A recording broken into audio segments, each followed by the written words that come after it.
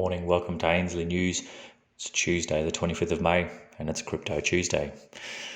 Powell says time to add, and Elon sees the green light. Late last week, Raoul released a quick update titled Time to Add, where he reflects on the crypto market after the massive sell-off. During extreme market conditions, it helps to look towards experts and keep a level head. Here's what he had to say. Well, that was an interesting few days in crypto. What do you expect in a 65% volume to 100% volume asset? As I've explained many times, 50% pullbacks are rare but expected, and 35% pullbacks are common. No one likes them when they come out. If you use them to your advantage and add to your trades, if possible, then they become your friend. If you do trade around your position, which I don't, I just hold, then you should add into sell-offs and reduce into the sharp spikes higher. Oh, and please don't use leverage. You really don't need it in an asset that can go up 10 times in a year. However bad the bloodbath of selling got, ETH was still up 200% on the year and BTC still up 20%. My guess is that they'll finish the year maybe 10 times from here. In other words, it's all there to play for. I thought we'd show you a few charts to see where we are. I tend to use log charts for exponential assets. The log chart of BTC exactly hit the trend line. Here's that chart here. Using the regression channel, BTC is right on the 2 standard deviations. Oversold. Here's this chart here.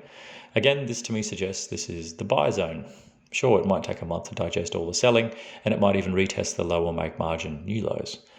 But most of all, the pain for all of us is finished. ETH is also super interesting. It too tested its major support and bounced hard. Here's that chart here for ETH.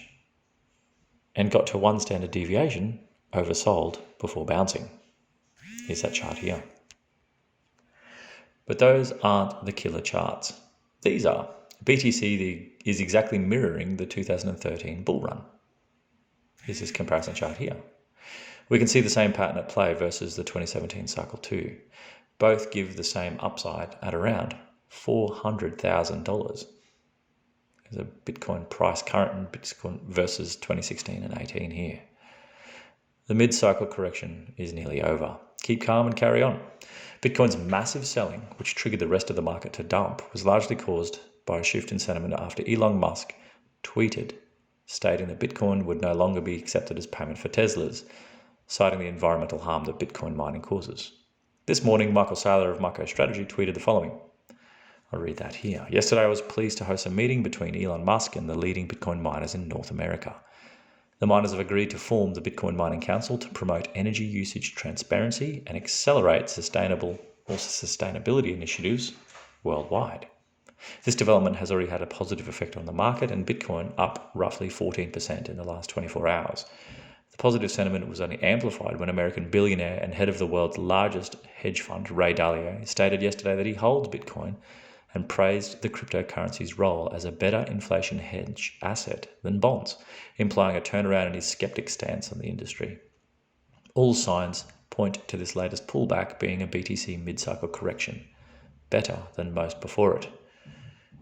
Here's this lovely chart here showing Bitcoin's historical corrections. Kind of puts things into perspective as well.